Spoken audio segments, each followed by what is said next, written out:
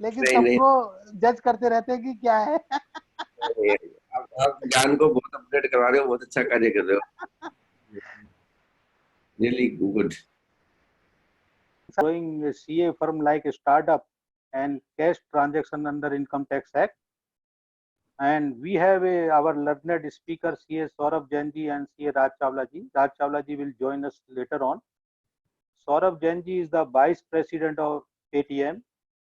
He is heading the Paytm Build for India's program and also has an active role in startup products, developer relations, and social impact within Paytm. Saurav has also managed the relationship with various industry bodies including NASSCOM, CII, FICCI, PhD, ASSOCHAM, etc. Saurabh Jain is also the founder of Fund to Do Labs.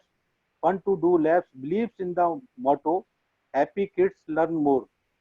Fund to Do Labs is an open education project. Fund to Do Labs is pioneering research into startup education, maker education, and transmedia education. Saurabh ji is a chartered accountant with keen interest in technology. Saurabh ji has authored 2 books on mobile application technology. He wrote Mobile Phone Programming, which was India's first book on mobile app programming. The book was published in 2003 and was a technical book on J2ME technology. And there are a lot of about Saurabh ji, but due with respect, I am skipping his another biodata or brief profile. So straight away, I request Saurabh ji, please deliberate on the subject. Saurabh ji. Good afternoon friends. मैं थोड़ा English में बोलूँगा, वो ज़्यादा अच्छा रहता है। ज़्यादा लोग आप मेरे से क्वेश्चन कभी भी पूछ सकते हैं। तो राजेश जी ने इंट्रोडक्शन दे दी। आपको सबको मेरा स्लाइड दिख रहा है? हाँ जी सर, दिख रहा है। तो मैं जैसे बता ही रहा था, मैं पेटीएम में वाइस प्रेसिडेंट हूँ and I had also had a initiative called Paytm build for India. ये हमारा स्टार्टअप से रिलेटेड इनिशिएटिव है। सर आपकी आवाज स्लो आ रही है सर, थोड़ा सा लाउडली बोल रहे हैं सर, या उसको पास करें। स्टार्टअप से रिलेटेड इनिशिएटिव है और इसमें हम स्टार्टअप्स को मेंटर करते हैं, इवेंट्स वगैरह करते हैं। उसके अलावा हम स्टार्टअप्स को फंडर से कनेक्ट कर देते हैं और एक बहुत इंपॉर्टेंट चीज़ करते हैं कि हम पेटीएम के कई सारे प्रोडक्ट्स हैं जो फ्री ऑफ कॉस्ट या सब्सिडाइज रेट पे स्टार्टअप्स को दे देते हैं। तो एक मैं आपको लोगों को बाद में शेयर करूंगा, बट थोड़ा ब्रॉड ओवरव्यू दे देता हूँ कि हमारा जो पेमेंट गेटवे है, आपको सबको पता ही है, पेमेंट कंपनी है। पेमेंट गेटवे हमारा इंडिया का नंबर 1 है। तो हम पेमेंट गेटवे में 1 लाख रुपए महीने की ट्रांजैक्शन वैल्यू 12 महीने तक फ्री ऑफ कॉस्ट दे देते हैं। उसमें कोई कमीशन चार्ज नहीं करते। पेटीएम बिल्ड फॉर इंडिया के अंदर सिर्फ एक कोई भी स्टार्टअप होनी चाहिए जिसका हमने क्राइटेरिया रखा हुआ है, बेसिकली प्राइवेट लिमिटेड कंपनी हो जो कुछ भी ऑनलाइन साइट या ऐप बना रही हो। तो आप लोग भी अगर कुछ भी अपनी टैक्स सर्विसेज या कुछ भी ऑनलाइन देना चाहते हैं तो हम उसको भी स्टार्टअप ही कंसिडर करेंगे, बस कंपनी में होना चाहिए फर्म की जगह, अगर ये वाला फ्री प्लान चाहिए तो आगे मैं थोड़ा सा अपनी बैकग्राउंड एक बार दे देता हूँ जिससे कि आप लोग थोड़ा मेरे से ज़्यादा कनेक्ट कर पाएंगे। तो मेरे सीए प्रोफेशन मेरा काफ़ी क्लोज है। मेरे फादर भी सीए थे और मेरे ताऊजी भी सीए हैं। मेरे मतलब कम से कम 4-5 क्लोज रिलेटिव सीए हैं। और मैंने जैसे हमारे को बचपन में पैदा होते ही था कि सीए ही करनी है, तो सीए कर ली, बट साथ में प्रोग्रामिंग का शौक था। तो मेरे फादर की अनफॉर्चुनेटली बचपन में डेथ हो गई थी, तो उनकी सीए प्रैक्टिस मेरी मदर ने संभाली और मैंने सीए फर्म और ये प्रोग्रामिंग का काम साथ साथ चलाता रहा। तो धीरे धीरे प्रोग्रामिंग के काम में और स्टार्टअप्स में काफ़ी नॉलेज बढ़ती गई, लिंक्स बढ़ते गए। तो एक दिन ये पेटीएम मेरी पहली जॉब है। उससे पहले मैं अपनी स्टार्टअप चला रहा था 15 साल तक। और पेटीएम के जो फाउंडर हैं विजय शेखर शर्मा, एक दिन उन्होंने मेरे को कहा कि यार तुम ज्वाइन कर लो, इतनी अच्छी ऑफर मिल रही थी, तो I thought I should join it. तो आई ज्वाइन पेटीएम एंड मैंने इंडिया की पहली बुक लिखी थी मोबाइल ऐप डेवलपमेंट पे। बड़ी इंटरेस्टिंग कहानी है कैसे मेरे को जोश आया। तो अटल जी के बजट में 80QQ भी आई थी, जिसमें यह था कि आप अगर टेक्निकल बुक लिखोगे तो टैक्स नहीं लगेगा। तो बीइंग अ सीए मेरे को बड़ा जोश चढ़ा। मैंने कहा यार टेक्निकल बुक लिखूंगा, टैक्स नहीं लगेगा। और टेक्निकल बुक लिखने की इच्छा हो ही रही थी बहुत टाइम से, तो वो लिखी थी 2003 में। मेरी सीए भी 2003 में ही कंप्लीट हुई थी, तो बुक और वो एक साथ ही हुए थे। तो मैं आपको आज का जो कंटेक्स्ट है ना, मैं आपको ये बता रहा हूँ। अभी मैंने एक और सेशन किया था यही सेम टॉपिक पे, तो उसमें ये था कि सीए फर्म में देखिए, जब मैंने भी सीए की प्रैक्टिस शुरू करी पर्सनली, मतलब वैसे तो सीए फर्म पापा की चली रही थी, बट मैं जब से फुल टाइम आया सीए करके 2003 में, तो यही प्रॉब्लम थी कि क्लाइंट्स कैसे लेके आए, डिजिटाइजेशन आ ही रही थी। तो आप देखते हैं कि बिग फोर से आप अगर ऑडिट करते हैं तो बिग फोर से कंपटीशन होता है, और अगर आप जनरल टैक्स प्रैक्टिस करते हैं तो अकाउंटेंट से कंपटीशन होता है। तो दोनों तरफ से मरते हैं, ऊपर वाले से भी मर रहे होते हैं और नीचे वाले से भी मर रहे होते हैं। तो मेरे साथ भी यही प्रॉब्लम थी, और one of the reasons why I focus more on startup was कि आई रियलाइज कि मैंने कहा सीए प्रैक्टिस में काम नहीं चलेगा। ऑल्दो इतने साल में मुझे ये समझ आया कि अगर मैं वो स्टार्टअप वाली बेस्ट प्रैक्टिसेस उस समय पता नहीं थी, अगर वो पता होती सीए फर्म में ही चलाता तो काफ़ी फ़ायदा होता। और मैंने कुछ सीए देखे और मैंने कुछ प्रोफेशनल्स फॉरेन के भी देखे जो आज बहुत अच्छा अपनी प्रैक्टिस चला पा रहे हैं एज अ स्टार्टअप। तो मैं आपको एक दो का एग्जांपल भी दूंगा, थोड़ा अभी ब्रॉडली ये बताता हूँ हु इज़ एन एंटरप्रेन्योर। तो एंटरप्रेन्योर वो होता है जो एक और एक 11 करता है। देखिए, अगर आप एक और एक 2 कर रहे हो तो आप बिजनेसमैन हो, आप प्रोफेशनल हो, पर आप एक और एक 11 कर रहे हो तो एंटरप्रेन्योर हो। तो एक चीज़ और है, मैं कई जगहों पे आपको हो सकता है सीएस के लिए जो normal day to day professional के लिए क्रिटिकल रहूं, वो आप उसको ये मत सोचना कि मैं सीएस को डिमीन कर रहा हूँ। आप ये, क्योंकि मैं तो सीए हूँ ही और पुरानी फैमिली पूरी सीए ही है, तो मैं सिर्फ भाई आपको जोश दिलाना चाह रहा हूँ कि आपको जोश आए। तो प्रोफेशनल्स हैं, देखिए काफ़ी चीज़ें करते हैं, पर एंटरप्रेन्योर वो होता है जो एक और एक 11 करता है। इसमें एक बहुत अच्छी डेफिनेशन जॉन डॉयर ने दी अमेरिका में। तो जॉन डॉयर कौन है? जॉन डॉयर अमेरिका के बहुत बड़े इन्वेस्टर हैं जिन्होंने गूगल में इन्वेस्ट किया था अर्ली स्टेज पे। जॉन डॉयर ने एक definition the, entrepreneur is someone who can do more than what is thought possible for less than what is thought possible. तो देखिए, आप ज्यादा कर सकते हैं जितना लोग सोच नहीं सकते, उससे ज्यादा कर सकते हैं। उससे कम में जितना लोग सोच सकते हैं आप रिसोर्सेज यूज करेंगे उससे कम में। एक एग्जांपल देता हूँ, पेटीएम के आने से पहले जनरल थॉट ये था कि हर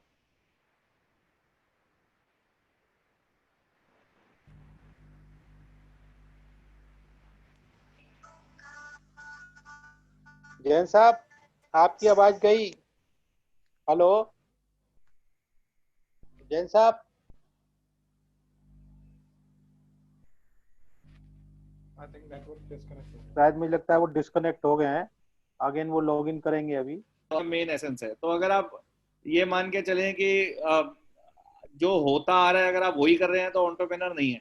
और अगर जो आप कुछ नया कर रहे हैं, नया का मतलब जरूरी नहीं होता आप जैसे पेटीएम ने पेमेंट्स करी, पेमेंट्स क्रेडिट कार्ड से भी हो रही थी, पर जो स्टाइल ऑफ डूइंग पेमेंट्स था या the ease of doing payments था, या आजकल भी देखिए क्रेडिट कार्ड देने में डर लगता है। अभी पीछे जब लॉकडाउन शुरू हुआ तो मेरी वाइफ जनरली क्रेडिट कार्ड से पेमेंट करती थी पेट्रोल पंप पे। मैंने उसको कहा पेट्रोल पंप पे क्रेडिट कार्ड से मत करियो, पेटीएम से करियो क्योंकि क्रेडिट कार्ड उसको देना पड़ेगा हाथ में। तो मैं वही बता रहा हूँ, वो चेंज है। दूसरा फिर आते हैं व्हाट इज अ स्टार्टअप। देखिए, स्टार्टअप एक सीए फर्म भी बन सकती है, ऑल्दो मेरी जहाँ तक नॉलेज है एज पर इंस्टीट्यूट आप मतलब फर्म चलाते हैं तो वो चीज़ नहीं होती है लीगली। शायद स्टार्टअप में रजिस्टर्ड पता नहीं होती है नहीं, वो आप लोग ज़्यादा जानते होंगे डे टू डे प्रैक्टिस में।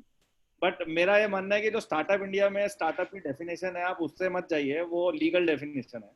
जो स्टार्टअप की एक्चुअल डेफिनेशन है जिसको हम कहते हैं मैनेजमेंट डेफिनेशन, वो है एक बहुत बड़े ऑथर है अमेरिका में एरिक रीज, उनकी एक डेफिनेशन है। तो वो ये कहते हैं कि startup is any organisation which builds product और सर्विस अंडर अनसर्टेनिटी। तो देखिए, स्टार्टअप्स को अनसर्टेनिटी की आदत होती है, इसीलिए मैं कहूँ तो हमें पेटीएम में इतना फर्क नहीं पड़ रहा। मतलब जैसे मैं आपकी अभी डिस्कशन सुन ही रहा था कि काफी वर्क इम्पैक्ट हुआ है, मेरे को कोई इतना ज्यादा डिफरेंस इसलिए नहीं हुआ क्योंकि हमारा ऑफिस तो 3 मार्च को बंद हो गया था। अनसर्टेनिटी की आदत ही थी क्योंकि हमारे यहाँ चेंजेस टाइम टू टाइम होते रहते हैं। मेरे को भी ध्यान है सीए फर्म में क्या होता है कि आपका एक ईयरली कैलेंडर होता है, आपको जनरली हर साल आप वही कर रहे होते हैं। तो 10-15 साल आपने प्रैक्टिस कर ली होती है तो आपको उस कैलेंडर की आदत पड़ जाती है। अब जब कुछ चेंज होता है तो झटका लगता है। बट हमारे यहाँ क्योंकि कोई कैलेंडर ही नहीं होता, मैं आपको बताऊं जैसे पेटीएम में हर कुछ महीने बाद हम कुछ नया कर रहे होते हैं, तो इतना झटके वाली बात नहीं है। इसी तरीके से मैं अपनी स्टार्टअप की बात करूँ तो उसमें भी कुछ ना कुछ नया करते ही रहते थे, तो उसमें फर्क नहीं पड़ता। तो स्टार्टअप में डिसीजन मेकिंग आपको अनसर्टेनिटी में करनी है। तो सबसे पहला तो पॉइंट ये है कि अगर आप एंटरप्रेन्योर बनना चाहते हैं, एक स्टार्टअप खोलना चाहते हैं, तो अनसर्टेनिटी से भागिए मत।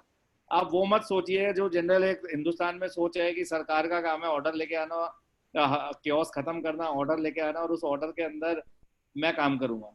तो आप शांति की उम्मीद मत रखिए, आप अनसर्टेनिटी की उम्मीद रखिए। उस अनसर्टेनिटी में एक प्रोडक्ट या सर्विस बनाइए कस्टमर की प्रॉब्लम सॉल्व करने के लिए, तो आप एक स्टार्टअप है।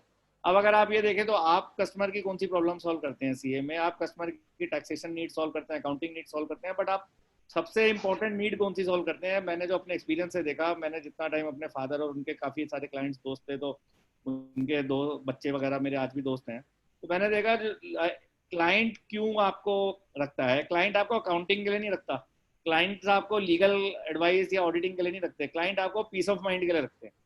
तो स्टार्टअप में आपको सबसे पहले तो ये ज़रूरी है कि ये समझना है कि यूज़र की प्रॉब्लम क्या है और आप उस प्रॉब्लम को कैसे सॉल्व कर रहे हैं। अगर आप उस प्रॉब्लम को सॉल्व करना समझेंगे तो आपकी स्टार्टअप बड़ी सक्सेसफुल होगी। मैं आगे अभी उस 9 स्टेप्स पे आऊँगा जो आपको हेल्प करेंगे इस चीज़ में। फिर आते हैं 3 टाइप की स्टार्टअप्स होती हैं। देखिए, एक होती है विनर टेक्स ऑल स्टार्टअप, जिसका मोटो होता है कर लो दुनिया मुट्ठी में। ये आपने देखा होगा, रिलायंस एक ज़माने में स्टार्टअप थी, या आज जियो को स्टार्टअप आप मान सकते हो। स्टार्टअप का एक और चीज़ है, साइज से नहीं होता। आज जियो एक स्टार्टअप है, पेटीएम एक स्टार्टअप है। तो स्टार्टअप होती है अनसर्टेनिटी में कोई प्रोडक्ट सर्विस बनाने से, जो न्यू होती है, स्केल करती है। बट बेसिकली स्टार्टअप का साइज से मत डिफाइन करिए। स्टार्टअप मतलब वो 2 आदमी 5 आदमी की कंपनी नहीं, स्टार्टअप हजारों की भी हो सकती है। क्वांटिटी वाइज 2 आदमी 5 आदमी वाली स्टार्टअप ज्यादा होती हैं, ऑब्वियसली 1000 करोड़ या 10,000 करोड़ वाली स्टार्टअप कम होंगी। दूसरा आता है लाइफस्टाइल स्टार्टअप। देखिए, लाइफस्टाइल स्टार्टअप होती है जो हमारी सीए फर्म होती है एक तरीके से, कि आप चाहते हैं 1 करोड़ की प्रैक्टिस हो जाए, 2 करोड़ की प्रैक्टिस हो जाए, जिनकी आराम से निकल जाए। There is a daily schedule जो आपका रिलेटिवली एक जैसे मैं बता रहा हूँ, एनुअल कैलेंडर, हमारा डेली शेड्यूल तो नहीं होता सीएमए पर, एनुअल कैलेंडर रिलेटिवली फिक्स होता है।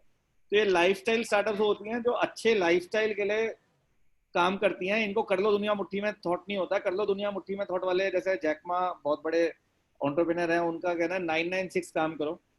सुबह 9 बजे से रात के 9 बजे तक सारा स्टाफ काम करे, 6 दिन। वो कहते हैं ये चाहे 10,000 आदमी कंपनी हो, वो इतना काम करना चाहिए। दूसरा, दुनिया में ये जीतना चाहते हैं। जैसे सीए फर्म में अगर आप देखो तो कोई भी एक ऐसी सीए फर्म नहीं है जो डोमिनेट करती है किसी भी चीज को। बिग 4 को भी देखोगे तो वो 4 कंपनियों की ओलिगोपोली है। वो 4 कंपनियां में से कोई एक कंपनी डोमिनेट नहीं करती ऑडिटिंग को। पर आप ये देखो, पेमेंट्स में देखोगे तो आपको दिखेगा, डोमिनेशन दिखेगी आपको मार्केट में। जैसे रिलेटिवली पेटीएम का मार्केट शेयर हाईएस्ट है। उसी तरीके से अगर आप सर्च में जाओगे तो गूगल है, अगर आप टैक्सी में जाओगे तो उबर है। तो ये जो विनर टेक्स ऑल स्टार्टअप होती है ना, ये डोमिनेट करना चाहती है category. Lifestyle startup is more about a lavish lifestyle and peace of mind. और सोशल स्टार्टअप्स होती हैं जो आपने एनजीओ देखी होंगी। खान अकेडमी बड़ी फेमस है, जो नॉट फॉर प्रॉफिट है बट स्टार्टअप की तरह ही चलती है। उसके बाद हम आते हैं 3 गोल्स ऑफ अ स्टार्टअप। अब ये बड़े इंपॉर्टेंट है। देखिए, स्टार्टअप का गोल क्या होता है? Portfolio of product. तो एक तो जो सीएस में आपको सबसे इंपॉर्टेंट चीज है, जो माइंडसेट शिफ्ट करना पड़ेगा आपको ना, कैश इज किंग की जगह माइंडसेट करना पड़ेगा प्रोडक्ट इज किंग। सबसे इंपॉर्टेंट कैरेक्टरिस्टिक। मैं गूगल पे क्यों आता हूँ? क्योंकि मुझे गूगल का प्रोडक्ट यूज करना है। मैं फेसबुक पे क्यों आता हूँ? मुझे फेसबुक का प्रोडक्ट यूज करना है। मैं क्लियर टैक्स पे क्यों जाऊंगा? क्योंकि अगर मुझे क्लियर टैक्स गवर्नमेंट के जीएसटी पोर्टल से आसान लगना शुरू होएगा। मैं क्लियर टैक्स के फाउंडर से मिला भी हुआ हूँ, वो हमारे फाउंडर के बड़े अच्छे दोस्त भी हैं। तो मैंने देखा कि क्लियर टैक्स में क्या है। देखिए, क्लियर टैक्स भी वही काम करती है जो आप लोग करते हो। वो हो सकता है ऑटोमेटेड वे में करते हो, बट मेरा पॉइंट ये है कि आपको पहले प्रोडक्ट माइंडसेट लेके आना है। आपको ये सोचना है कंज्यूमर की प्रॉब्लम क्या है, मैं उसको कैसे सॉल्व करूँ। आपको ये नहीं सोचना कैसे हो रहा है 10 साल से। मतलब ऑब्वियसली रिटर्न भरना, तो मेरे फादर ने 1976 में अपनी फर्म खोली थी, तो मेरे हिसाब से 1976 से आज तक, एक्सेप्ट फॉर कंप्यूटराइजेशन और थोड़ा इंटरनेट की रेलिवेंस ज़्यादा हुई है, उसके अलावा तो कुछ चेंज खास हुआ नहीं है। इनकम टैक्स कानून पहले भी कॉम्प्लिकेटेड ही होता था, आज भी कॉम्प्लिकेटेड ही है, बल्कि ज़्यादा ही हो रहा है कॉम्प्लिकेटेड। तो मेरा ये कहना है कि आपको प्रोडक्ट्स सोचने हैं। आपको ये नहीं सोचना है, प्रैक्टिस नहीं सोचनी, सर्विस नहीं सोचनी। ऑल्दो हमारे को इंस्टीट्यूट सिखाता है सर्विस मोटिव, पर वो सर्विस मोटिव में भी आपको ये दिमाग लगाना है कि मैं जो सर्विस दे रहा हूँ वो प्रोडक्ट की फॉर्म में दे रहा हूँ, बजाय इसके कि मैं खुद घंटों बैठ के टैली पे लगा हूँ, या मैंने 10 आर्टिकल रख लिए वो टैली भर रहे हैं। आपको सोचना है मैं इसको ऑटोमेट कैसे कर सकता हूँ, बिकॉज स्केल करने के लिए आपको वो मैकडोनल्डाइजेशन या वो सारी चीजें करनी पड़ेंगी। आप अगर ये सोचोगे कि मैं जैसा हमेशा करते आया हूँ वैसे करूंगा, तो स्केल नहीं हो सकती चीजें। कल्चर बड़ी इंपॉर्टेंट है, जो मैंने देखा सीए फर्म्स में कईयों में मिसिंग है, कईयों में बड़ा अच्छी होती है। एक एग्जांपल मैं आपको देता हूँ। सीए फर्म में मैं वेद जी से पीछे कुछ काम था, तो वेद जी के यहाँ मैंने देखा बड़ी अच्छी कल्चर है। उनके यहाँ मैंने देखा जो उनके यहाँ काम कर रहे हैं वो बड़े जोश वाले हैं और बड़ी नॉलेजेबल हैं। बट एवरेज सीए फर्म की मैं बात करूँ तो उसमें वो कल्चर गायब होती है। पर अगर आप ये देखो, जो बड़ी बड़ी अच्छी स्टार्टअप्स हैं उनमें कल्चर होती है। कल्चर होती है कि हम जीत सकते हैं, एक कल्चर होती है कि हमें बड़ा बनना है। तो आप आईटी कंपनीज में देखो, उनके यहाँ ना बड़ा बनने का शौक होता है। हमारे यहाँ सीए में क्या होता है, अगर आप किसी आर्टिकल से पूछोगे तो वो क्या बताएगा, सर मैं सीए बन के ज्यादा से ज्यादा अपनी प्रैक्टिस कर लूं या मैं लाख 2 लाख रुपए महीना कमा लूं, ज्यादातर मतलब मैं हर एक की बात नहीं कर रहा, बट मतलब आप 10 आर्टिकल से बात करोगे तो 5-6 का यही होता है। तो कल्चर वो होती है जो मतलब आपकी डिपेंडिंग अपॉन आपका एम क्या, अगर आप कर लो दुनिया मुट्ठी में वाले स्टार्टअप हो तो आपकी एम्प्लॉय की कल्चर भी वही चाहिए। अगर आपका एम्प्लॉय लेट बैक है और अगर आप चाहोगे मैं दुनिया मुट्ठी में कर लूँ, वो ऑब्वियसली हो नहीं सकता, तो आपको वो कल्चर बनानी पड़ेगी। और क्योंकि अगर आप एक कंपनी बना रहे हो तो obviously IPO becomes the logical step. तो आज आप ये देखो सीए के इकोसिस्टम में इवन बिग 4 की बात करें तो उनका भी आईपीओ नहीं होता है। ये बहुत डिफरेंट है एक स्टार्टअप और एक कॉर्पोरेट माइंडसेट से। इवन चाहे बिग 4 कितने भी बड़े हैं उनका भी आईपीओ नहीं है। मेरा ये मानना है कि आज नहीं तो कल हम लोगों को आईपीओ की तरफ भी जाना पड़ेगा, बिकॉज एक बार सीएएस ऑटोमेट करना शुरू करते हैं तो फिर आप क्लियर टैक्स से कम्पीट कर रहे हो। अब क्लियर टैक्स अगर आईपीओ लेके आएगा कल को और अगर आप आईपीओ नहीं लाओगे तो उसमें डिफरेंस रहेगा, या फिर आप हमेशा छोटे रह जाओगे। फिर इट वुड बी मोर कि एक आपने देखा कि हल्दीराम है और एक आपने देखा कि खानसामा आता है घर में, जब आप कोई पार्टी करते हो एक दिन के लिए बुला लेते हो, तो सीए का काम खानसामा ना बन के रह जाए, आपको भी वो हल्दीराम बन सकते हो ना। तो वो आपको सोच लेके आनी है, प्रोडक्टाइज करना है। नहीं तो आप सोचो हल्दीराम जैसी चीज को हम कहाँ सोचते थे ऑटोमेट और प्रोडक्टाइज हो सकती है, उसने वो इतना ऑटोमेट कर लिया, तो हम सीए के काम को क्यों नहीं ऑटोमेट और प्रोडक्टाइज कर सकते। तो उससे 3 फोकस एरियाज आते हैं। मैंने विजय शेखर शर्मा जो पेटीएम के फाउंडर है उनको बड़ा क्लियर देखा और मैंने 200 बुक्स पढ़ी है। मैंने अभी तक ना क्या था, मैंने सीए कर ली थी, उसके बाद प्रोग्रामिंग भी बहुत आती थी पर प्रोडक्ट ज्यादा हिट नहीं होता था। तो मैंने रियलाइज करा मुझे प्रोडक्ट मैनेजमेंट नहीं आता, तो मेरे को क्योंकि पेटीएम में और कंपनीज में मेरे अच्छे दोस्त थे तो मैंने उनसे पूछा, पता चला प्रोडक्ट मैनेजमेंट आना चाहिए। तो मैंने बुक्स पढ़नी शुरू करी। जब पेटीएम ज्वाइन करी तो मैंने विजय को और सीनियर लोगों को देखा, तो मैंने देखा कि 3 बड़े फोकस एरियाज हैं और हर स्टार्टअप एंटरप्रेन्योर के। प्रोडक्ट, लोग आपके पास अच्छे प्रोडक्ट के लिए आएंगे। देखिए बहुत सारे प्रोफेशनल्स में एक ये सोच होती है कि क्लाइंट हमारे आगे झुकेगा। ये सोच आप बदल दो, क्योंकि वो आपकी वकील वाली और वो आपकी वो बड़ी वाली सोच है कि वो मैं बड़ा हूँ वो मेरे आगे झुकेगा। देखिए वो मैंने देखा वो गलत सोच है। आपको ये सोचना है कि प्रोडक्टाइज मैं कैसे करके लोगों को खुश करूं। अगर लोग मेरे प्रोडक्ट से खुश हैं तो वो अपने आप रेफर करेंगे मुझे। और वो प्रोडक्ट स्केलेबल कैसे बनाऊं। आज आप टेक्नोलॉजी में देखिए स्केलेबल प्रोडक्ट बनाना बड़ा एक लेवल के बाद सिंपल हो जाता है। अगर मैंने मोबाइल ऐप बनाई तो चाहे वो 1 आदमी यूज करे 1 करोड़ आदमी यूज करे, मतलब टेक्निकली ऑब्वियसली डिफरेंस तो होता है, पर 1 करोड़ गुना मुश्किल नहीं होता। हो सकता है मेरे को 100 गुना ज्यादा काम करना पड़े पर 1 करोड़ गुना काम नहीं करना पड़ता। तो स्केलेबिलिटी आसान है टेक्निकली, फिजिकली स्केलेबिलिटी बहुत मुश्किल है। पीपल सेकंड फोकस एरिया होता है। पीपल, आपको अपने लोग डेवलप करने पड़ेंगे। आप कभी भी देखो बड़े जो सीएस हैं या बिग 4 हैं वो बहुत टाइम लगाते हैं पीपल डेवलप करने में। पेटीएम वगैरह मैंने देखा बहुत टाइम लगाते हैं। एक एग्जांपल अभी हमारा एक वेबिनार खत्म हुआ जिसमें एंग्जाइटी के ऊपर एक बहुत अच्छे डॉक्टर को बुलाया हुआ था कि क्योंकि आजकल आप घर में बैठे हैं, एंग्जाइटी हो रही है, उसको कैसे रिजॉल्व करें। तो आपको पीपल मैनेजमेंट में बहुत टाइम लगाना पड़ेगा। जो मैंने देखा है जनरली सीए फर्म का फोकस कम होता है पीपल मैनेजमेंट पे।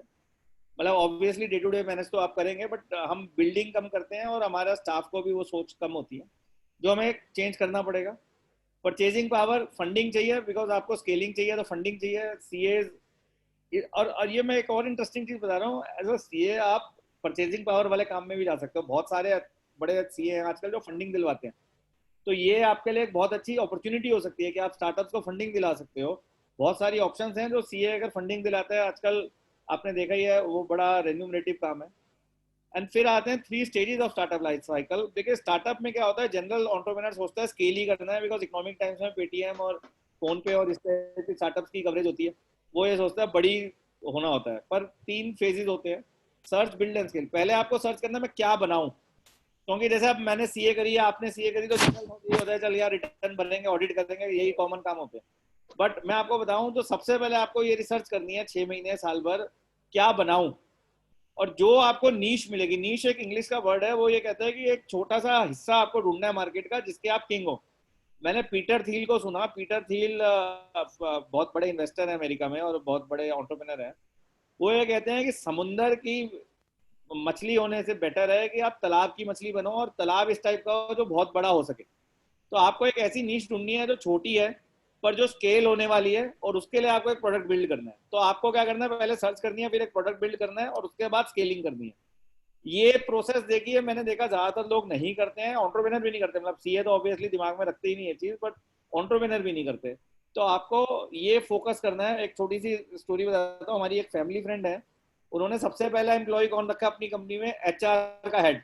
क्यों? क्योंकि उन्हें लगा मैंने तो बहुत सारे लोग रखने, कंपनी खोली है तो HR है, जबकि ये गलत है। सबसे पहला एम्प्लॉय कौन रखोगे? सबसे पहला एम्प्लॉय आप रखोगे पहला वो इंजीनियर जो आपकी हो सकता है वेबसाइट बनाए या आपकी ऐप बनाए। तो आपको ये समझना है, और हो सकता है उससे भी पहले आप किसी डिजाइनर को रखो जो जो यूजर को समझ रहा है। एक बहुत इंपॉर्टेंट कंसेप्ट जो आपको समझना है वो प्रोडक्ट मैनेजमेंट और यूजर अंडरस्टैंडिंग समझनी है। मैं उस पर भी आऊंगा। कई आपको मिलेंगी गवर्नमेंट की साइट, GST कानून घटिया नहीं है, मतलब मैं उतनी टेक्निकली नहीं जा रहा, आम आदमी के एंगल से बता रहा हूँ, पर GST की वेबसाइट घटिया है। आपने कई बार देखा होगा, आप अपलोड कर देते हो, सबमिट करने के बाद फाइल नहीं करने देते थोड़ी देर, कई बार सबमिट नहीं करने देता। अभी मैं GST की रिटर्न, जैसे मेरी मदर की जाती है रेंट की, तो मैं भर रहा था, तो मैंने अपने बेटे के सामने भरी। 15 मिनट तक वो, मैं उसको सबमिट ही नहीं कर पा रहा क्योंकि वो डेटा जो मैंने भरा वो गायब हो गया।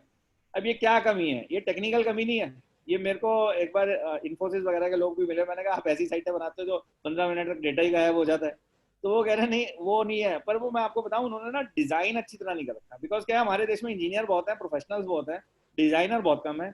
डिजाइनर अनफॉर्चुनेटली पूरे देश में 100-125 डिजाइनर निकलते हैं पूरे देश में अच्छी क्वालिटी के, और वो 100-125 डिजाइनर में हजारों की डिमांड है। 50 से ज्यादा डिजाइनर तो पेटीएम अकेले में। तो मैंने एक टूल बनाया मैनेजमेंट का जिसका मैंने नाम रखा स्टार्टअप कैनवस। उसके 3 पार्ट्स हैं, देखिए, सर्च, बिल्ड, स्केल और प्रोडक्ट, पीपल, परचेसिंग पावर। ये जो 3x3 मैट्रिक्स बनी, ये 9 स्टेप्स टू स्टार्टअप सक्सेस हैं जो आपको समझने बहुत जरूरी हैं। अगर आपको ये 9 स्टेप समझ आ गए तो आपकी स्टार्टअप बन सकती है। और वो स्टार्टअप को आप स्टार्टअप इंडिया से कोरिलेट मत करिए। स्टार्टअप इंडिया सिर्फ गवर्नमेंट की तरफ से कुछ अच्छी चीजें दे रही है गवर्नमेंट, बट उसके लिए आपको एक मैनेजमेंट चाहिए। और आपको सीए फर्म को आप सीए फर्म मानना बंद कर दो। जैसे डॉक्टर त्रेहान है, डॉक्टर त्रेहान अपने आप को डॉक्टर कम मानते हैं, मतलब वो ऑब्वियसली वो प्रोफेशनल मानते होंगे अपने आप को डॉक्टर, मैं वो नहीं कह रहा, पर आज डॉक्टर त्रेहान एक बहुत बड़े एंटरप्रेन्योर हैं, बहुत बड़े बिजनेसमैन हैं। आप इस तरीके से मानिए। और मैं बहुत सारे डॉक्टर्स को जानता हूं जिन्होंने बहुत बड़े बड़े हॉस्पिटल्स की चेन खोली है। मेरा एक दोस्त है, उसने 50 डायलिसिस के सेंटर खोले हैं अभी। तो मैं आपको ये बता रहा हूँ कि ये बहुत कुछ हो सकता है। क्लियर टैक्स के जो फाउंडर है उन्होंने कितनी बड़ी, मतलब आज हम लोग जितनी रिटर्न भर रहे हैं उससे ज्यादा वो भर रहे होंगे। मैं ये नहीं कह रहा, आप कहेंगे कि मैं कॉम्प्लिकेटेड काम करता हूँ, बट पॉइंट यही है कि आपको बिजनेस स्केल करना आपका एम है। क्योंकि आपको भी पता है मार्केट में बहुत ज्यादा एक मैंने बुक पढ़ी थी, ब्लू ओशन थ्योरी। उसमें होता है कि रेड ओशन और ब्लू ओशन 2 होते हैं। रेड ओशन वो होता है जहां पर हर आदमी मार्केट में लगा पड़ा है। तो आप आज सीए के अंदर आप देखिए कितना कंपटीशन है। हर फर्म, क्लाइंट क्या कहता है, भैया वो 200 रुपए कम ले रहा है तुम्हारे सामने वाला, मैं तो उसके जा रहा हूँ। ये होता है या नहीं होता है? मतलब मेरे साथ तो होता था, मेरी करोलबाग में प्रैक्टिस थी, मैंने तो ये बहुत झेला था। तो मैं आपको ये बताऊं, आपको डिफरेंशिएटर बनना है। एक और प्रॉब्लम, एक और चीज आपको बताता हूँ। जब ग्लोबलाइजेशन अब बढ़ रही है और खासकर हम सब जैसे जूम यूज करने लग गए हैं, तो थोड़े दिन में क्या होगा कि आपको कंपटीशन जो अभी तक तो था, जैसे करोलबाग का सीए को करोलबाग से कंपटीशन, क्योंकि क्लाइंट फिजिकली आता था आपके पास। अब क्या होगा, क्लाइंट ऑनलाइन आएगा तो आपको बहुत कंपटीशन आ जाएगा। ये जो छोटे शहर हैं यूपी बिहार में या और जगहों पे, राजस्थान में, इनसे बहुत कंपटीशन आएगा क्योंकि इनमें सीए बड़े बड़े हैं। पॉइंट ये था कि इनके सीएस को भी अच्छी, एक एग्जांपल बताता हूँ, जैसे मेरी कंपनी है उसमें मेरे को ऑडिट कराना पड़ता है, एक सीएस है, तो वो अंबाला के हैं बट वो दिल्ली में रहते हैं प्रैक्टिस, क्योंकि दिल्ली में ज्यादा है। अब जब सब कुछ जूम पे ही होगा तो मुझे क्या फर्क पड़ रहा है वो अंबाला में हो या दिल्ली में हो। तो आप ये समझना शुरू करिए कि ऑनलाइन आपको ज्योग्राफिकली बहुत कंपटीशन आएगा और आपको डिफरेंशिएट करके अपनी नीश ढूंढनी पड़ेगी। अब आते हैं उस चीज पे, 9 स्टेप्स जो होने चाहिए। तो सबसे पहला जो स्टेप है, प्रॉब्लम सॉल्यूशन फिट। आपको प्रॉब्लम ढूंढनी है। देखिए, प्रॉब्लम ना, आप सारी दुनिया की सारी प्रॉब्लम सॉल्व नहीं कर सकते, तो इसलिए आप ये मत मानिए कि मैं सिर्फ ऑडिट भी कर लूंगा, मैं टैक्स भी भर दूंगा, मैं जीएसटी भी भर दूंगा, मैं सब कुछ नहीं करूंगा। मुझे प्रॉब्लम ढूंढनी है, यूजर का सबसे मेजर पेन पॉइंट क्या है, और उसमें एक नीश ढूंढनी है, एक मार्केट का एक छोटा हिस्सा जो ग्रोथ हो सके। मैं एक और आपको माइंडसेट का चेंज करना पड़ेगा। एक एग्जांपल देता हूँ। मैंने एक बार एक सीए को रेफर किया अपने एक दोस्त को, उसको जीएसटी रजिस्ट्रेशन करनी थी। तो उन्होंने कहा, सीए ने मेरे को ना 8,000 रुपये चाहिए जीएसटी रजिस्ट्रेशन के। तो मेरा दोस्त बोला, भैया अकाउंटेंट तो 2,000 रुपये में रजिस्टर कर रहा है, ये सीए 8,000 रुपये मांग रहे हैं। तो मैंने उनको ये कहा, अब जनरल सीए की सोच क्या होती है? जनरल सीए की सोच होती है, नहीं यार मैं प्रोफेशनल हूँ, मैं तो ज्यादा पैसे लूंगा अकाउंटेंट से। पर ये सोच प्रोडक्ट माइंडसेट से गलत सोच है। क्योंकि आप ये देखिए, यूजर को क्या चाहिए? यूजर को चाहिए वही same service, high quality service eight lowest cost. Economics के अंदर यही सिखाया गया है। तो आपको ये समझना है यूजर की प्रॉब्लम क्या है। अगर मैं एक बिजनेसमैन हूँ और अगर समझ लीजिए मेरी ऑनलाइन सेल्स होती है, तो मेरे को ज्यादा तो कुछ करना नहीं होता, मेरा फिक्स काम है। तो मैं चाहूंगा सस्ते से सस्ते में हो, तो आपको इस टाइप के स्मॉल मार्केट ढूंढनी है। जैसे समझ लीजिए स्टार्टअप्स हैं, आज स्टार्टअप्स को सीए चाहिए होते हैं, पर ज्यादातर एवरेज सीए स्टार्टअप के लिए काम नहीं कर सकता, बिकॉज उनको इतनी नॉलेज नहीं होती स्टार्टअप इकोसिस्टम की, उनको इतनी नॉलेज नहीं होती स्टार्टअप से रिलेटेड फंडिंग और स्टार्टअप से रिलेटेड प्रैक्टिस की। बट मेरे एक दोस्त हैं अमित सिंगल, वो रोहतक में रहते हैं, बट आज उनकी स्टार्टअप्स में बहुत अच्छी प्रैक्टिस है, पूरे इंडिया में उनका नाम है। और उन्होंने अपनी कंपनी खोल रखी है स्टार्टअप्स को मैनेज करने की और उनकी अकाउंटिंग वगैरह करने की, स्टार्टअप बडी। आज स्टार्टअप बडी की मैं जिस भी इंक्यूबेटर से देखता हूँ, वो अमित सिंह हर रोज शेयर कर रहे होते हैं, आज मेरा इस इंक्यूबेटर से टाई अप हो गई, आज मेरी इस इंक्यूबेटर से टाई अप हो गई। साथ में उन्होंने लॉयर्स वगैरह भी अपने साथ रख ली, आईपी वगैरह का काम भी स्टार्टअप्स के लिए करते हैं। तो मेरा ये कहना है कि वो जैसे स्टार्टअप बडी में कर रहे हैं, इसी तरीके से एक अमेरिका में कंपनी है क्लर्की.com, उन्होंने क्या करा है, मैं आपको बल्कि खोल के ही दिखाता हूँ। क्लर्की.com आपको समझ आएगा मैं जो बेसिकली कहने की कोशिश कर रहा हूँ। क्लर्की.com देखिए, अब ये फंडेड स्टार्टअप है, पर ये काम वो ही करती है जो काम आप लोग करते हैं, पर इसने बड़ा स्ट्रक्चर्ड वे में कर रखा है फंडिंग लेके। थोड़ा टाइम लग रहा है खुलने में, ये देख, अब स्पेलिंग गलत हो गई हमारी।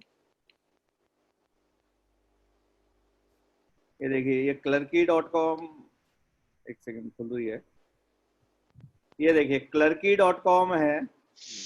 अब ये आपका एम होना चाहिए। देखिए इसके प्रोडक्ट्स हैं, ये formation, fund raising, hiring, commercial maintenance, इसने 5 प्रोडक्ट बना रखे हैं। अब मैं आपको इसका दिखाता हूँ फॉर्मेशन का प्रोडक्ट। ये देखिए, अब ये ऑटोमेटेड प्रोडक्ट्स हैं, बहुत सस्ते में दे रहे हैं। मैं आपको प्राइसिंग दिखाता हूँ, इंडिया में कई बार प्राइसिंग नहीं दे पाओगे जो अमेरिका में ले रहा है। ये देखो, आप कंपनी फॉर्मेशन $99 इनकॉर्पोरेशन का, और थर्ड पार्टी फीस मिला के, सब कुछ मिला के $460। आप ये देखो, $460 में तो कई बार मैंने देखा है इंडियन स्टार्टअप्स के लिए इंडियन सीए नहीं खोलते $460 में, और ये अमेरिका में दे रहा है। सौरभ जी स्क्रीन अवेलेबल नहीं है प्लीज। सर स्क्रीन आपकी अभी शेयर नहीं हो रही सर। ओके, मैं एक बार शेयर करता हूँ। हाँ। ये वाली। हाँ, अब आपको दिख रही है? नहीं दिख रही है, लेकिन प्रॉब्लम सॉल्यूशन एफिट वाली हाँ अब आई। अब आप नेक्स्ट आ गई। हाँ जी, Clerky, pick an option, get your legal paperwork done safely. ये देखिए, इंकॉर्पोरेशन $99 में, पोस्ट इंकॉर्पोरेशन $299 में, foreign qualification, stock adoption plan. अब आप ये देखिए, ये सारे इसने फॉर्मेशन, फंड रेजिंग, हायरिंग, ये इसने सारे प्रोडक्ट्स बना रखे हैं। जैसे फंड रेजिंग एक प्रोडक्ट है। अब ये फंडेड कंपनी है। अब आप ये देखो, आपका कंपटीशन ऐसे लोगों से होने वाला है अगले 5 साल में हर काम में। अब एक चीज आप समझो, और ये इनका यूजर एक्सपीरियंस बेटर होगा, बिकॉज मैं आपको बता रहा हूँ ना, सीए जनरली यूजर एक्सपीरियंस में एवरेज सीए अच्छा नहीं होता। मतलब होते हैं अच्छे, मैं मना नहीं कर रहा। जैसे मेरे को ध्यान है, मेरे फादर क्लाइंट को खुश रखने में बड़ा टाइम लगाते थे, बहुत सीए मेरे को मिले हैं जो क्लाइंट्स को खुश रखते हैं। बट मेरा पॉइंट ये है कि आपको अपनी प्रोफेशनल सर्विस इस तरीके से देनी है कि क्लाइंट खुश रहे। जनरली आधे आधे प्रोफेशनल्स को वो सोच होती है कि यार हमारे को अपनी वो रखनी है, इंपॉर्टेंस रखनी है। उससे क्या होता है कि क्लाइंट कई बार परेशान हो जाता है। आपको ऑटोमेटेड टूल्स बनाने पड़ेंगे। ये देखिए ऐसे, अब ये देखिए, ये $19 में कन्वर्टेबल नोट्स की पूरी डॉक्यूमेंटेशन कर रहा है। अब $19 में तो मेरे को लगता नहीं इंडिया में भी होने वाली है, अगर मैं कन्वर्टेबल नोट इशू कर रहा हूँ। आप ये देखो, अनलिमिटेड इशुएंसेस, $99 में 6 महीने तक कितने भी डिवेंचर और कन्वर्टेबल नोट्स वगैरह मैं बना सकता हूँ। एम्प्लॉय में देखिए, आप एग्रीमेंट कर रहे हैं $19, $9। अब ये आपको इस तरीके से ऑटोमेशन करनी पड़ेगी। इसी तरीके से अब ये देखिए, इसने अटॉर्नीज के लिए भी बना लिया कि अगर आप वकील हैं तो आप क्लर्की यूज करके अपने क्लाइंट को खुश करिए। तो मैं आपको ये बता रहा हूँ कि आपको ये है। एक मैं आपको स्टार्टअप बडी दिखाता हूँ। ये तो मैं आपको अमेरिका का दिखा रहा था। स्टार्टअप बडी तो रोहतक बेस्ड है, मतलब इनका वैसे गुड़गांव में हेड ऑफिस है, बट ये जो अमित सिंगल जो इसके फाउंडर हैं, वो अभी भी रोहतक ही रहते हैं। आप ये देखो, इन्होंने पूरा starting up business, legal compliance, protect your brand, grow your brand, ये पूरा इन्होंने बना रखा है। और इनका बड़ा नाम है, काफी स्टार्टअप से रिलेटेड का बिजनेस करते हैं ये, और काफी बड़े बड़े जो इन्वेस्टर्स हैं उनका भी ये देखते हैं। ये जो सुखदेव सिंगर है, वो भी इनका क्लाइंट है, जो काफी फेमस सिंगर है सुखदेव। तो सुखबीर जो काफी बड़ा सिंगर है। तो ये देखिए, ये सारे हैं। तो आप इन लोगों को अपना बेंचमार्किंग करिए और इनके जैसा बनिए। तो मेरा पॉइंट है कि आपको प्रॉब्लम सोल्यूशन फिट पे आते हैं, तो प्रॉब्लम आपको समझनी है। जैसे अमित सिंगल को ये आइडिया हुआ कि मेरे को प्रॉब्लम सॉल्व करनी है।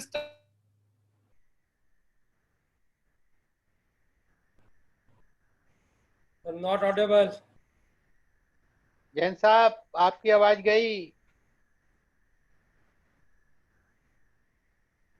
हाँ जैन साहब, सौरभ भाई। सर कॉल करो, उनकी कनेक्टिविटी उड़ गई लगती है।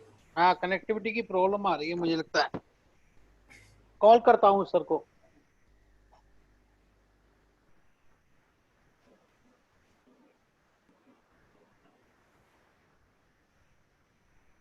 अब करेंगे, दोबारा करेंगे सर।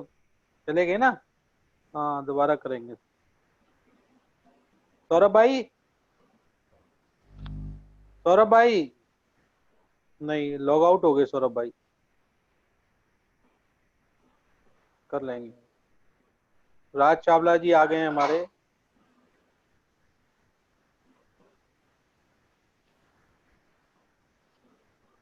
हाँ जी सौरभ भाई। हाँ जी, हाँ, आप सुनाई दे रहा है आपको? हाँ बिल्कुल बिल्कुल, बीच में हाँ, मैं चले गए 10 थे मिनट आप। में खत्म करता हूँ। एक्चुअली वो थोड़ा लेट शुरू है ना, 10 मिनट में कोई खत्म। बात नहीं, कोई बात। कितनी देर में? 10 मिनट लगेंगे अभी। हाँ ठीक है, ठीक है, 10 मिनट ठीक है। तो आप 5-7 मिनट ऊपर लग जाएंगे भी। 6 फाउंडर, मिनट तो आपके पास वैसे ही है शेड्यूल टाइम। सेकंड स्टेप आता है फाउंडर्स आपको चूज करने हैं। तो मैंने देखा है कि जो जनरली सीए फर्म में पार्टनर होते हैं उनको बहुत ज्यादा दूरदर्शी फाउंडर बनना पड़ता है। ज्यादा टाइम नहीं है। नहीं तो मैं आपको बताता, मैंने विजय शेखर शर्मा में 8 क्वालिटीज देखी जो होनी चाहिए। एक बहुत इंपॉर्टेंट क्वालिटी मेरे हिसाब से जो अच्छे फाउंडर में होती है वो ये होता है कि वो लॉन्ग रन का सोचता है। और वो अगर बड़ा बिजनेस खोलना चाहता है तो वो पैसे की कम सोचता है, कोई प्रॉब्लम सॉल्व करके दुनिया को, दुनिया का भला करने की सोचता है। तो क्योंकि अगर आप सोचोगे दुनिया का भला करना है तो आपको बहुत प्रॉब्लम दिखाई देंगी और आप उनसे एम्पथाइज करके वो प्रॉब्लम सॉल्व करोगे। और जब आप एम्पथाइज करके प्रॉब्लम सॉल्व करोगे तो जो मैं आपको प्रोडक्ट मैनेजमेंट वगैरह बता रहा था वो सब आपका अपने आप दिमाग चलेगा। एक एग्जांपल मैं देता हूँ। अगर आपकी इच्छा होगी कि यार लाखों लोग हैं जो रिटर्न नहीं समझ आती भरने के लिए, उनको 99 रुपए में मैं रिटर्न भरने दूंगा, तो आपका अपने आप दिमाग चलेगा कि ये वेबसाइट के थ्रू ही हो सकता है। ऑब्वियसली ऑफलाइन 99 रुपए में आप कर नहीं सकते। अब वो ऑटोमेट कैसे हो सकता है? आप ये करोगे यार फॉर्म 16 वो आके अपना स्कैन कर दे या अपना पीडीएफ फॉर्म 16 का कर दे और मैं ऑटोमेट करके उसको पढ़ के ओसीआर वगैरह के थ्रू और मैं उसको ऑटोमेटिकली उसका फॉर्म 16 के थ्रू उसकी रिटर्न भर जाएगी और चली जाएगी। अब ये छोटे छोटे आइडिया दे रहा हूँ जिसमें आपको प्रॉब्लम आएगी। अब आपको रियलाइज होगा कि अकेले आप नहीं कर पाएंगे, एक टेक्निकल को फाउंडर लेना पड़ेगा आपको, हो सकता है इंजीनियर हो।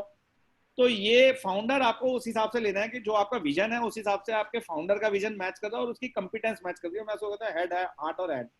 हेड आपसे मैच कर रहा हूँ, हार्ट उसका अच्छा है, साफ है, धोखा नहीं देने वाला, और हैंड, हैंड में क्या लेके आ रहा है? एक्सपीरियंस लेके आ रहा है, पैसे लेके आ रहा है। तो आपको को फाउंडर बहुत इंपॉर्टेंट है। सीए फर्म में काफी बार ये होता है हम सिर्फ ऑडिट लेने के लिए पार्टनर बनाते हैं। आप ऑडिट लेने के लिए पार्टनर मत बनाओ, बिजनेस बढ़ाने के लिए पार्टनर बनाओ।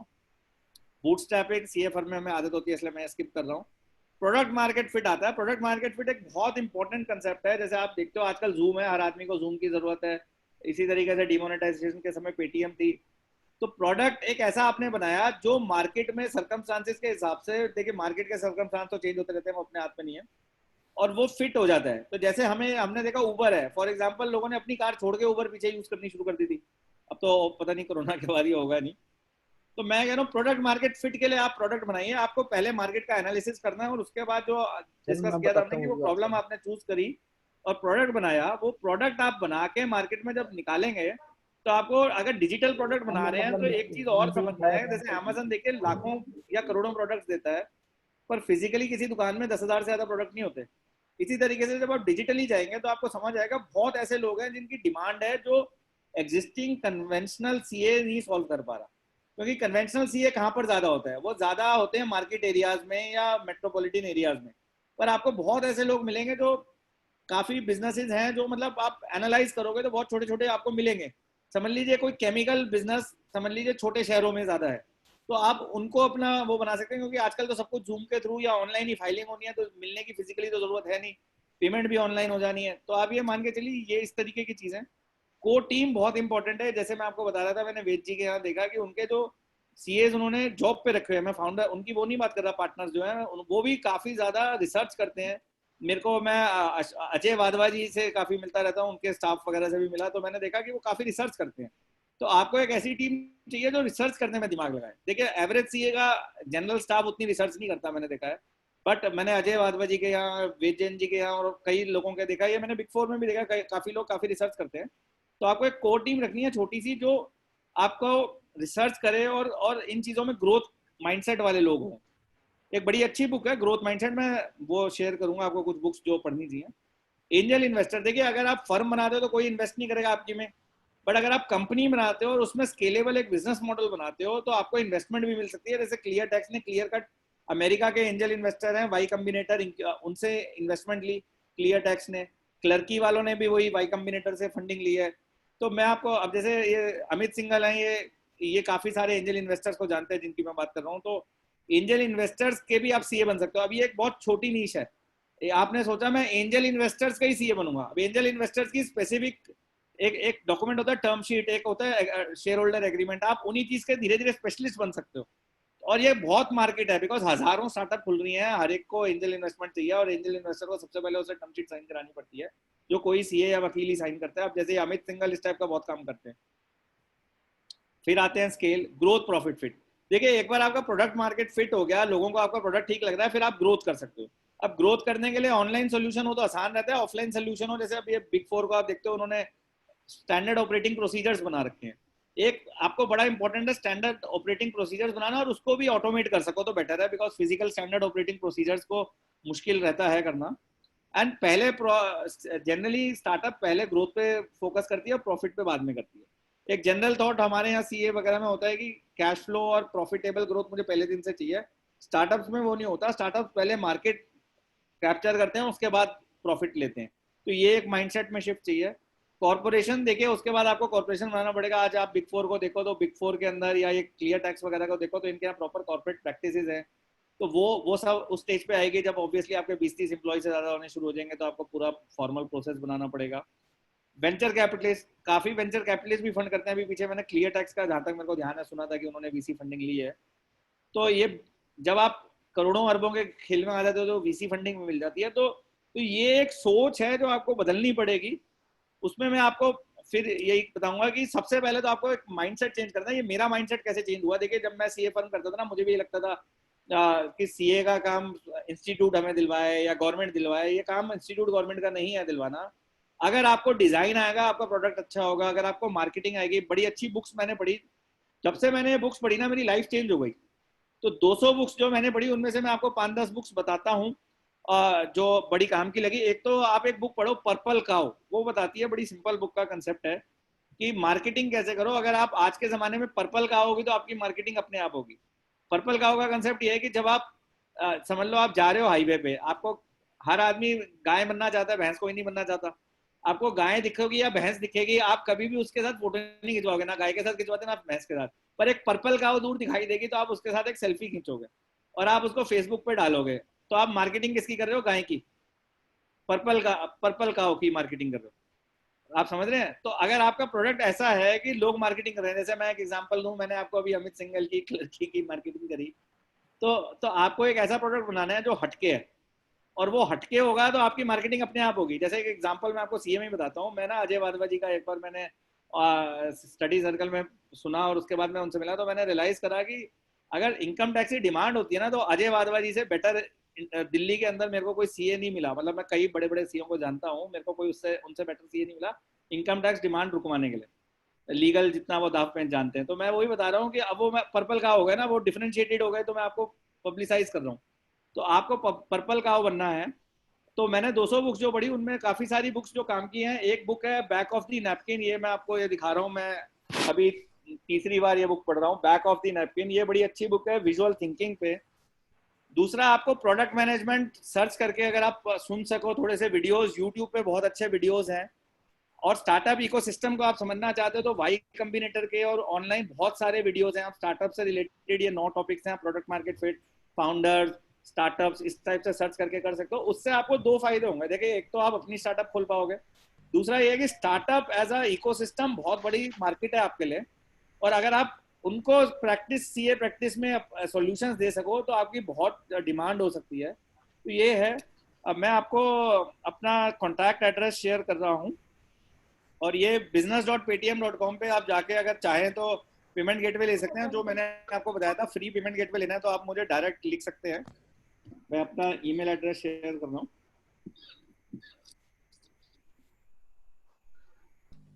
और मैं ऑनलाइन SKJ सौरभ के नाम से ट्विटर पे हूँ, और आप सौरभ जैन पेटीएम गूगल पे या लिंक्डइन पे करोगे तो मेरी लिंक्डइन पे आ जाती है, अगर आप कनेक्ट करना चाहते हो तो।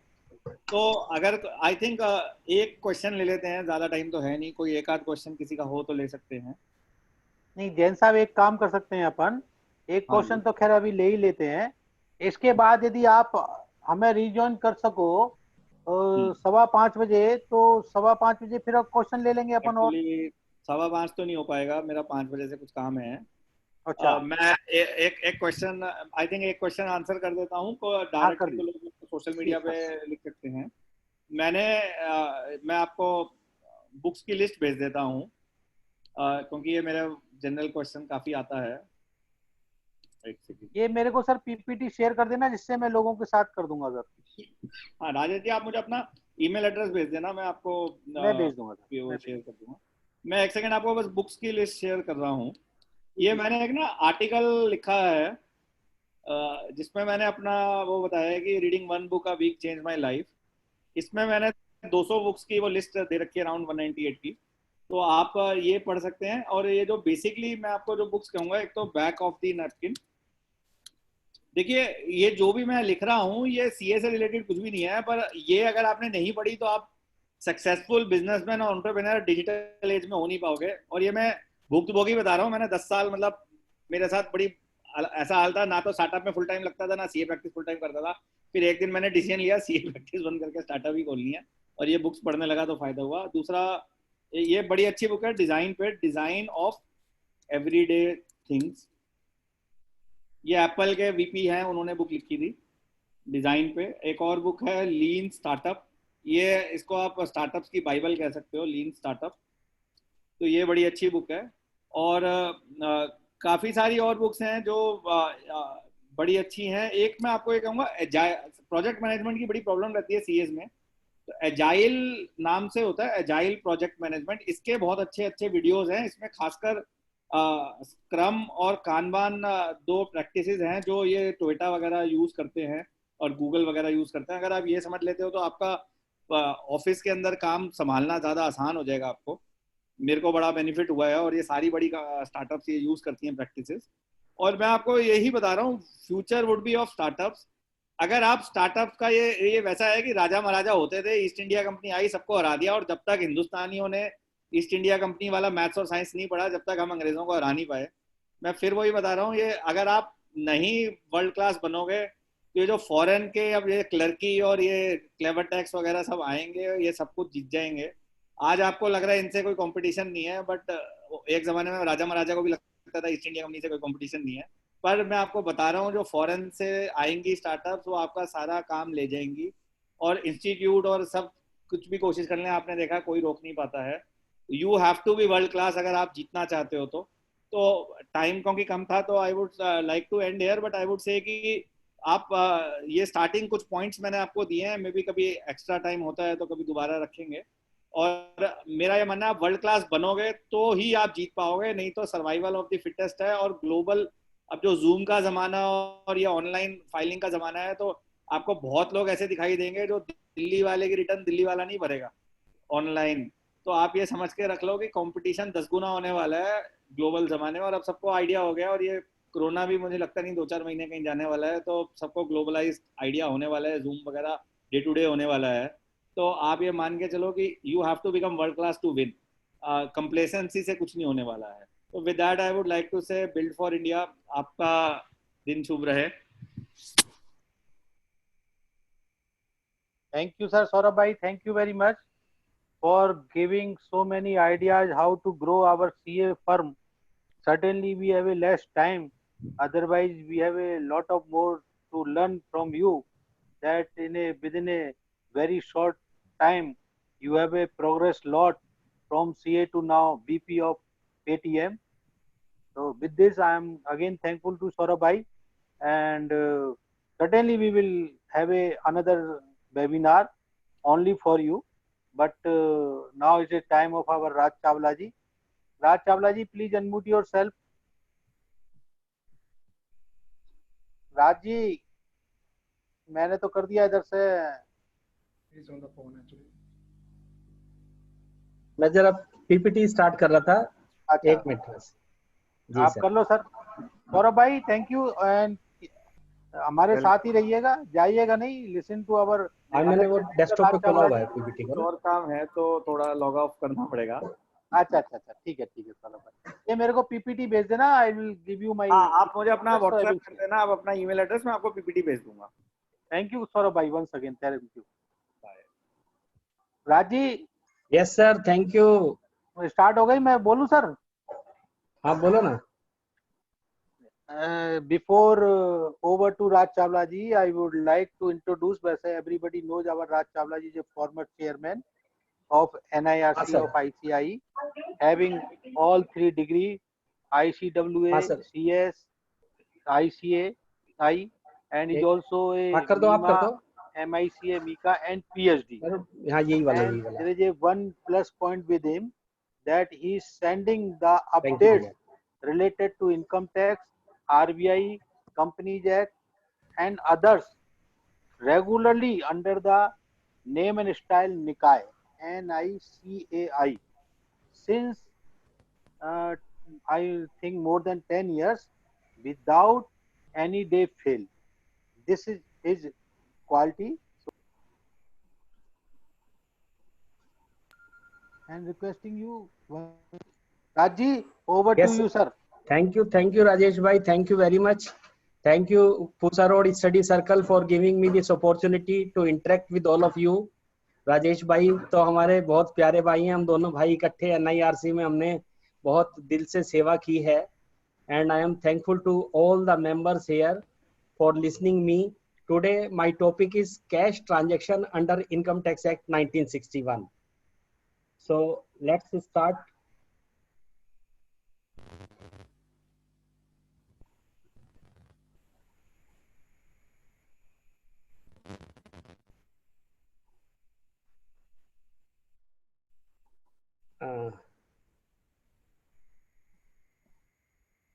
एक सेकेंड सर,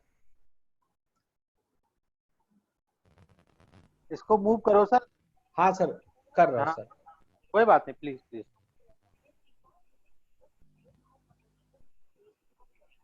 हो गया सर।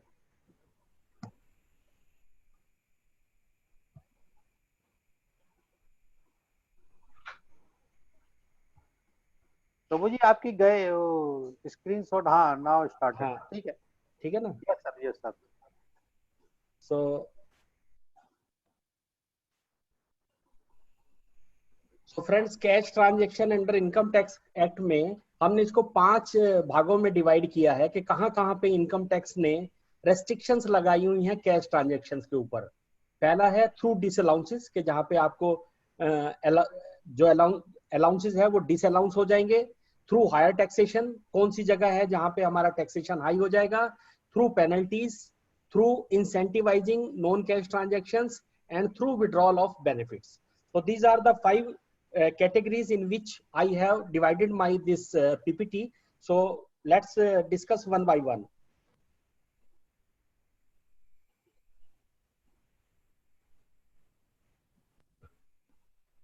तो सबसे पहले बात करेंगे रेस्ट्रिक्शन थ्रू डिसअलाउंसेस। सर, इसके अंदर फाइनेंस एक्ट 2017 ने ये रेस्ट्रिक्शन लगाई कि कोई भी अगर मैं एसेट्स खरीदता हूं और उसकी पेमेंट में कैश में करता हूं और वो कैश 10,000 रुपए से अगर मैंने ज्यादा दिया है, तब उस केस में ना तो मुझे उसका एक्सपेंडिचर का खर्चा मिलेगा, ना उसके ऊपर डेप्रिसिएशन मिलेगा, और ना ही जब मैं उसको बेचूंगा तो मुझे उसके ऊपर कैपिटल गेन का बेनिफिट मिलेगा।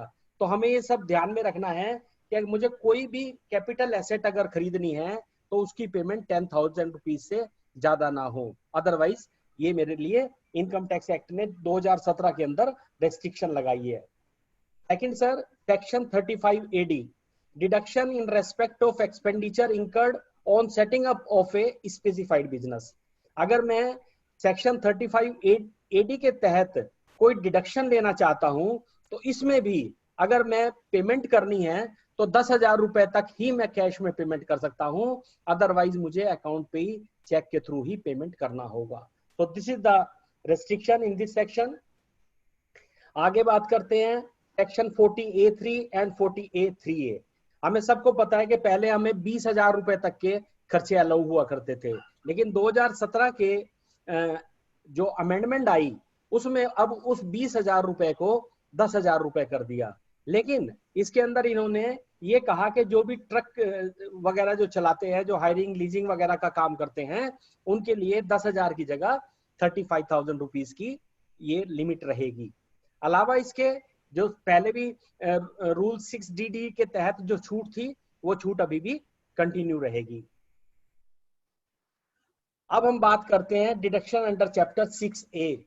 6A में अगर कोई मैं मेडिक्लेम की पॉलिसी लेता हूं तो उसके अंदर मैं कैश पेमेंट नहीं कर सकता, लेकिन अगर मैंने कोई प्रिजम्पटिव हेल्थ चेकअप का एक्सपेंडिचर किया है वो मैं कैश में कर सकता हूं।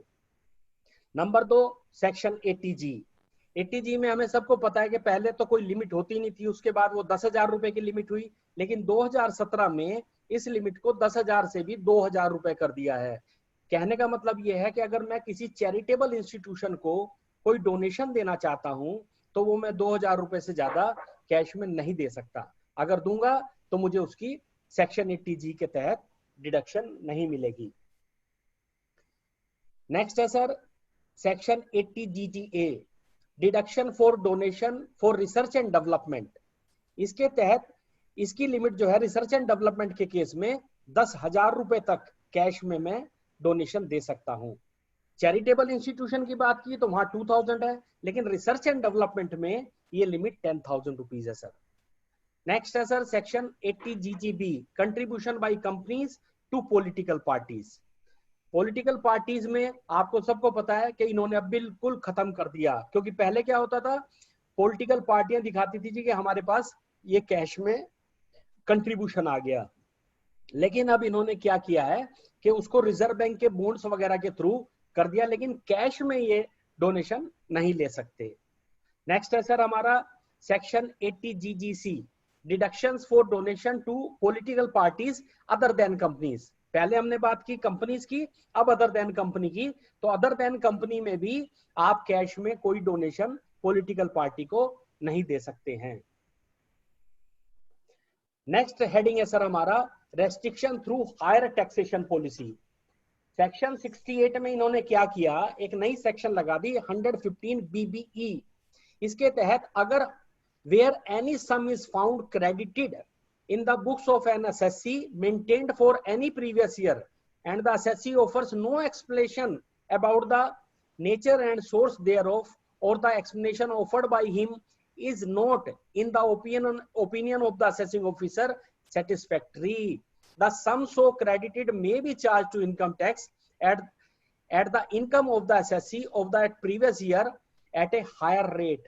हायर रेट इन्होंने क्या कर दिया है, 60% का रेट इन्होंने सेक्शन 115 BBE के तहत कर दिया, प्लस इसको इंक्रीज करेंगे 25% सरचार्ज से, यानी कि 60% का 25% हुआ 15%, तो ये हो गया 75%, plus educational cess. Educational cess होता है 4%, तो 4% 75 का 3%, तो कुल मिला के जो हमारा टैक्स बनेगा सर वो 78% के रेट पे अब टैक्स लगेगा, अगर मेरी बुक्स ऑफ अकाउंट्स के अंदर किसी भी तरह का कोई क्रेडिट है जिसको मैं जस्टिफाई या असेसिंग ऑफिसर को सेटिस्फाई नहीं कर पाता हूं।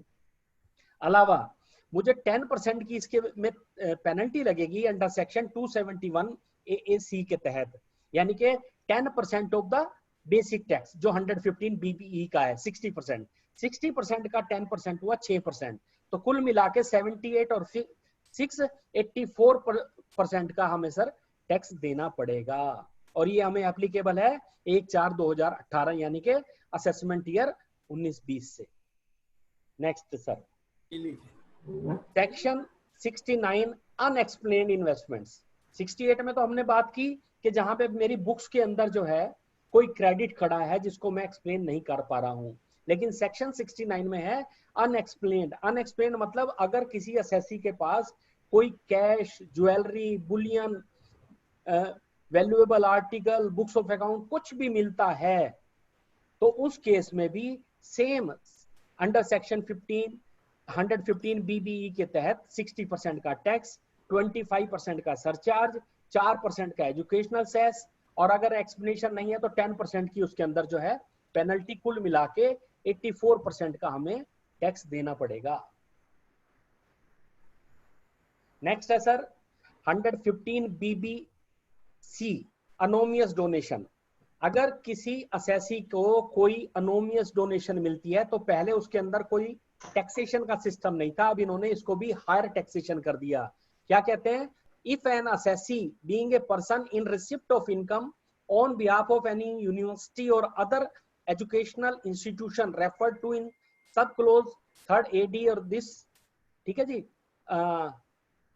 of any section receive any income by way of any anonymous donation, then it would be chargeable at the rate of 30% on the aggregate of anonymous donation received in excess of the higher of the following. higher क्या कहा है इन्होंने? कहा है कि 5% of the total donation received by the assessee, यानी कि total जितनी डोनेशन मिली है असेसी को उसका 5% से ज्यादा वो कैश में नहीं ले सकता। नंबर 2 1 लाख रुपीज, यानी कि जो भी इसमें ज्यादा है वो ही उतना वो ले सकता है, इसके अलावा वो नहीं ले सकता। लेकिन इसके अंदर इन्होंने कुछ एग्जेम्पशंस की हैं।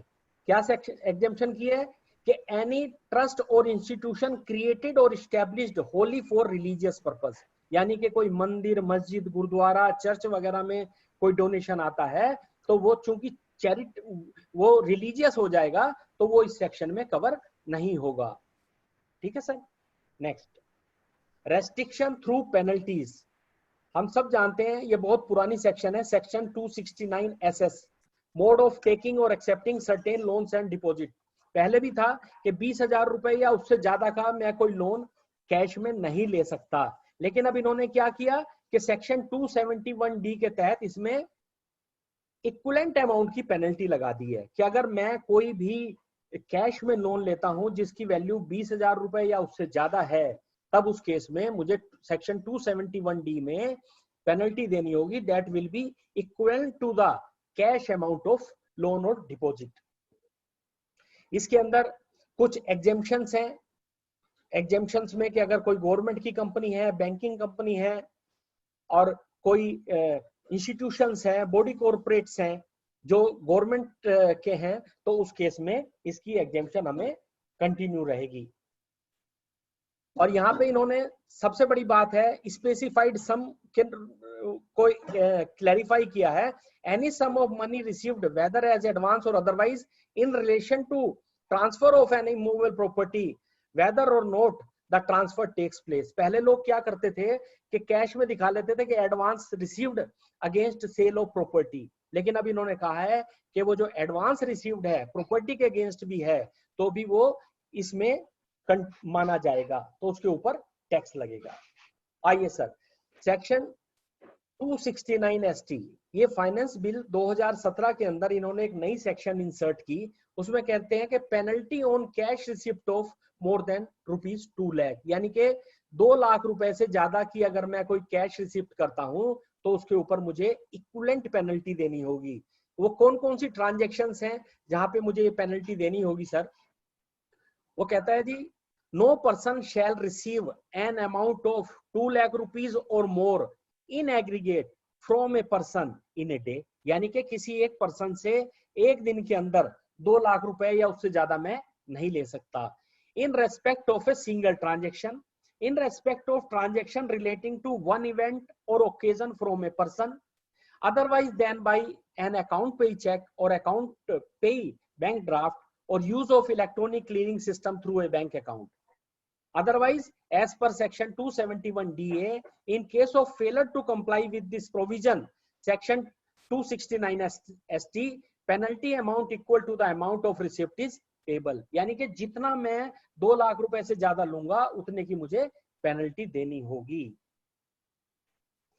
इसके अंदर भी इन्होंने एग्जेम्पशंस की हैं, ये सेक्शन अप्लाई नहीं होगी गवर्नमेंट कंपनी को, एनी बैंकिंग कंपनी, और जो सेक्शन 269 SS में एग्जेम्प्ट की हुई है उनको नहीं होगी, या गवर्नमेंट किसी को ऑफिशियल गजट में अगर स्पेसिफाई कर देते हैं तो।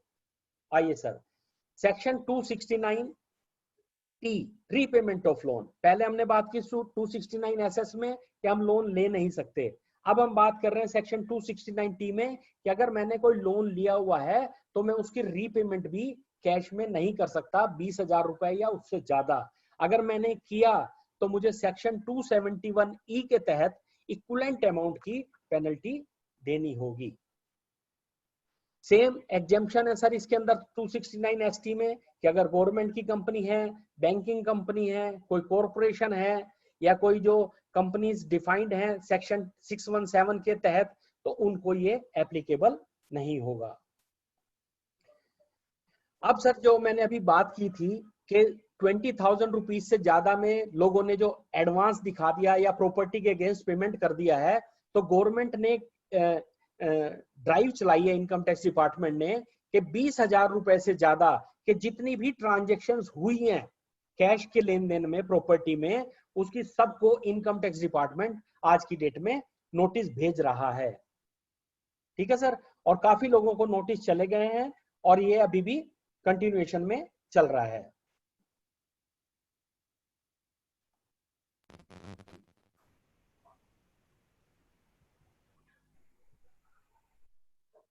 नेक्स्ट है sir restriction through withdrawal of benefit. Withdrawal of benefit में क्या कहा इन्होंने कि अगर किसी चैरिटेबल इंस्टीट्यूशन ने in order to discourage the cash transaction and to being transparency in the source of funding to political parties, finance act 2017 has amended the provision of section 13 A. क्या कहते हैं कि कोई भी 2,000 रुपए या उससे ज्यादा की अगर डोनेशन ली है तो उनको टैक्सेबल होगी, इसके ऊपर उनको टैक्स देना पड़ेगा। Restriction through providing for incentivising non cash transaction. हमें सबको पता है डीमोनेटाइजेशन के टाइम पे गवर्नमेंट ने जो हमारी सेक्शन 44 AD के तहत प्रिजम्पटिव इनकम है, जिसमें हमें 8% की ग्रोस रिसिप्ट के ऊपर अपनी इनकम दिखानी होती थी, तो गवर्नमेंट ने उसी टाइम पे इस चीज को, कैश को डिस्करेज करने के लिए कहा था कि आप अगर चेक के थ्रू या बैंकिंग चैनल के थ्रू अपनी टर्नओवर घुमाते हैं तब आपको 8% नहीं 6% के हिसाब से टैक्स देना होगा। तो सेम चीज को इन्होंने फाइनेंस एक्ट 2017 में भी अमेंड करके ले आए और ये अभी भी कंटिन्यू है कि अगर हमारी टर्नओवर कैश में है तब तो हमें 8% की प्रिजम्पटिव इनकम लेनी है, अगर हमारी टर्नओवर अदर देन कैश है तब उस केस में हम 6% की भी हम अपनी इनकम ट्रीट कर सकते हैं। आइए सर, एक नया सेक्शन आया 194N। इसमें इन्होंने क्या कहा कि अगर कोई पर्सन एक साल के अंदर एक बैंक से 1 करोड़ रुपए से ज्यादा निकालेगा तो बैंक वाला उसके ऊपर TDS काटेगा, 2% का TDS लगेगा 1 करोड़ रुपए से ऊपर। और दोस्तों मैं इसमें आपको बताना चाहूंगा कि अभी जो हमारा फाइनेंस बिल पास हुआ है उसके अंदर इन्होंने एक चीज और डाल दी है। उसमें इन्होंने कहा है कि अगर कोई पर्सन, कोई एसएससी जो बैंक से कैश विड्रॉ करता है और 3 साल तक अपनी रिटर्न जो भरी है उसको बैंक वालों को नहीं देता या रिटर्न नहीं भरता, तब उस केस में जो लिमिट है वो 1 करोड़ की, वो 1 करोड़ की लिमिट को भी इन्होंने 20 लाख रुपए कर दिया है। यानी कि अगर आपकी 20 लाख रुपए से ज्यादा की विड्रॉल है तब तो 2% है, 20 लाख रुपए से 1 करोड़ रुपए तक तो 2% है और 1 करोड़ से ज्यादा पे यहाँ पे 5% है। तो कहने का मतलब यह है कि अगर आप अपनी इनकम टैक्स की रिटर्न भरते हैं तब उस केस में तो आपका 2% का TDS काटेगा बैंक 194N के तहत। अगर आपकी ITR 3 साल से आपने नहीं भरी है तब उस केस में 20 लाख रुपए से ऊपर ही 2% काटेगा और 1 करोड़ रुपए से ऊपर ये 5% काटेगा। और इसकी जो एप्लीकेबिलिटी है वो 1 जुलाई 2020 से है। तो सर ये मेरी एक प्रेजेंटेशन थी। तो I am thankful to the CA Rajesh Agarwal ji for giving me this opportunity to interact with all of you. Rajesh भाई। अच्छा sir, is there any question? कोई क्वेश्चन है तो भाई साहब करें, कोई भी, किसी का भी कोई क्वेश्चन हो। क्योंकि मेरा एक दूसरा वेबिनार है वो चोपड़ा जी का चल रहा है हमारे चैनल पे। तो anyway over to Rajiv Kohli ji. Sir Kohli साहब। हाँ जी सर। और vote of thanks sir. So thank you very much for the deliberation sir. Zoom का इतना फायदा है कि अब सारी चीज आप जो है ना हमें उसमें दे रहे हो ऑनलाइन फॉर्मेट के अंदर। ये तो सारे बेनिफिट वगैरह हमारे हम उससे वंचित हो गए हैं। सर थैंक यू के साथ साथ माफी चाहूंगा, मुझे आज हमारे चैनल पे ना आज श्री अमरजीत चोपड़ा जी का सेशन चल रहा है चैलेंजेस। सर बाकी एक चीज है कि पिछले 2 महीने में ना cash in the economy has gone up which is more than what was in the before the demonetisation stage. तो हम इतना कंट्रोल कर रहे हैं, लेकिन प्रैक्टिस जो सिचुएशन है कैश के बगैर हमारी इकोनॉमी चल नहीं सकती। ठीक है sir, thank you very much sir for thank you Rajesh भाई, thank you sir, thank you.